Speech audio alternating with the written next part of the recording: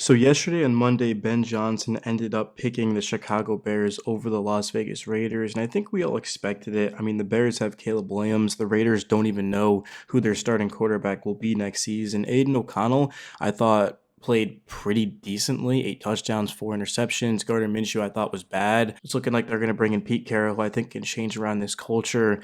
I do think Antonio Pierce, and you look at the general manager that they ended up firing that was with the Chargers last year. I don't think they were necessarily given the most fair chance being in this division and lacking everything that I just named, but this can easily be turned around. Washington was in a very similar situation to where they're picking towards the top of the draft. And defensively, they were the worst in football. Offensively, they had bad quarterback play. They didn't have any weapons outside of scary Terry McLaurin. So the Raiders, they can legitimately turn this around, be a 10 plus win team if they hit on these. The question is, will they? And I think that's exactly why they want to go get Pete Carroll, because you look at what Pete has done in the NFL. First of all, he's 73 years old. He's been coaching for 18 years. He has 170 career wins, 17th among all-time NFL coaches. He's 12th in terms of all-time playoff wins. So, I mean, this is a guy who's won 181 football games, guys. I mean, he legitimately has just dominated the game. He's won a Super Bowl. He knows what it takes. And I do think that the Raiders are smart for having him at the top of their list.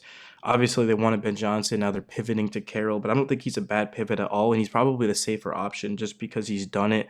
He's won, and we've seen him be a head coach. We know what he brings defensively. I think Robert Saleh probably coming into this week would have been my top guy, but it's looking like he's going to go to the Jags. He's getting that second interview. I just think that the Raiders, they need somebody tough, experience that's going to come in here and not mess around.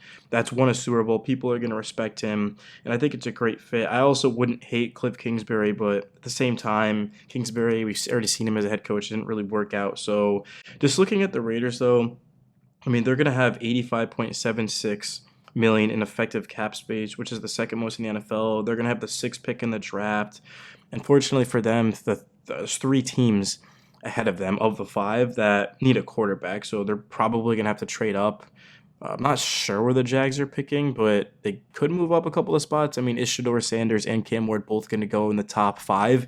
We don't really know that, man. It just depends. But I do think that the Raiders are going to either have to draft one of those two quarterbacks. Maybe later on they take Jalen Milroe, or they could sign Sam Darnold. But how exactly does that move the needle? Bringing in Sam Darnold on a big contract, just given that you're facing Herbert, Knicks, and Mahomes in this division. So the Raiders are going to have to be very smart. They can't just go out there and just spend money to spend money. Tom Brady, though, the minority owner, of course, I think he's the best guy to have in charge. Literally, I mean, probably the smartest NFL player in the history of the game. And now he's going to be essentially running things and doing interviews, which is great. But just the Raiders, I mean, even though they don't have a QB, they're going to have an opportunity to do that. And the best quarterbacks aren't always drafted one, two, three, four, five, right? We've seen plenty of quarterbacks go in the second round, third round, late first round, and end up having great careers. I mean, Bo Nix was the last quarterback taken in the first round. What was he, like the fifth quarterback? And he ended up legitimately competing for Rookie of the Year. So Michael Penix was before him, and I mean he looked pretty promising. I mean, obviously like Jaden Daniels and looking at Drake May, he looked like the best of the class, but. I mean, anything can happen. It's the NFL draft. Another guy that the Raiders could end up looking to bring in is Justin Fields. Honestly, if it were up to me, if he was there, I would be leaning towards Shador Sanders from a Colorado Buffaloes fan, from someone who watched every single game. I think Shador has a lot of work to do with just a little bit of his mechanics and also just getting rid of the ball quickly, not taking sacks and things like that. But that's all coachable. I would probably lean towards drafting Shador because if you look at the NFL to have any sort of chance of winning, you just need to draft and develop a guy. Like Sam Darnold, I mean, a lot of it was just the situation. If he comes to the Raiders, he's no longer throwing to Justin Jefferson, Jordan Addison, and T.J. Hawkins. He doesn't have Kevin O'Connell calling the plays, right? He doesn't have maybe the best 1-2 tackle punch in football, an elite defense coached by Brian Flores, who has been a head coach before, right? So you bring in Shador Sanders. I mean, yeah, he's not walking into the best situation, but he's on a rookie contract. You'll be able to build around him and get him weapons. Now, the thing about Shador is you'd love to get him in the second round, so that way in the first round you can get him a receiver or an offensive lineman, but that's just not really how it works in the NFL. So with that money in free agency, the Raiders, they're going to be able to go out there and spend it and build around their guy. You're always going to be looking for the next Jaden Daniels, but I mean, pocket passers. I mean, that's always been the bread and butter for winning in the NFL. Tom Brady won 7 Super Bowls doing it. Matthew Stafford recently got one. But all those guys as well just have very complementary teams. So the Raiders, they're going to have to be able to run the ball, play defense, and have skill positions that they trust. There's a lot of work to do, but this is basically just the start. And it's going to take some time, but I really would like to see the Raiders just go out there and get a guy to build around. They can still bring in Justin Fields, so you could have Justin Fields and Shador, so you could sit Shador and let him learn the NFL and have Fields go out there. And Justin Fields is good enough to where you have a chance to beat anyone in the division, assuming that Pete Carroll is here and change the culture, and defensively the Raiders improve. But I think the best thing you can have in the NFL is a quarterback, but then the next best is going to be draft capital, just looking at salary cap, and of course just a culture. So the Raiders, they're going to be able to check out boxes quickly as long as they make the right moves. I mean, missing out on Ben Johnson could honestly be a blessing in disguise. I think he's going to have a good promising career, but the Raiders, they just need a winner.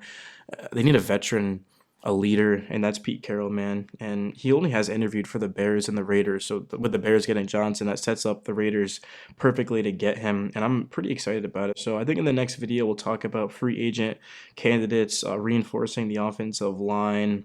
We'll talk about next season's schedule, Brock Bowers. There's a lot to talk about. Obviously, we're not going to be able to get to it in 8 minutes. If I was the Raiders, I think what I would do is I would draft a quarterback in the first 2 rounds. So maybe at 6 or in the second round, and then I'd bring in Justin Fields just because he's younger, and I do think the right coach could elevate him. I mean, Pete Carroll and Justin Fields would be a lot of fun, and it would give you guys a chance to be able to compete in this division.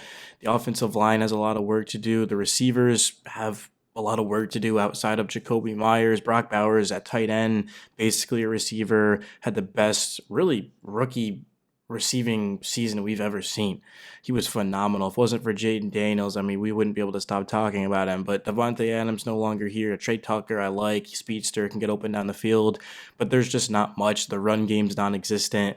I mean, did the Raiders even have a game where they had a player rush for over 100 yards? I doubt it. Like Alexander Madison and Mir Abdul is more of a third down back. There's just not much. Dylan Lobby, the 6th-round rookie, didn't give anything in the preseason or the regular season. So the Raiders just have a lot of work to do. Their offensive line, they've got pieces to build around. I really do like Jackson Powers Johnson, probably going to be their future center. Of course, played guard for them. I also like what they have in DJ Glaze at right tackle. So they hit on their picks. The rookies were phenomenal, but just overall, there's just not enough to compete in the AFC West. Chargers, Broncos, Chiefs all made the playoffs. So no quarterback play, no run game, lack of weapons outside of 2 guys. I mean, it's easy to see why this team won 4 games. The defense, it had a tough time even being mediocre. I mean, outside of, I would say, Max Crosby, we don't even know his future here. I mean, there's really just not any playmakers, man, if I'm being honest. I thought Divine Diablo would have a bigger season. Hopefully they can bring back Nate Hobbs. But this team just, thankfully, they've got the second most cap space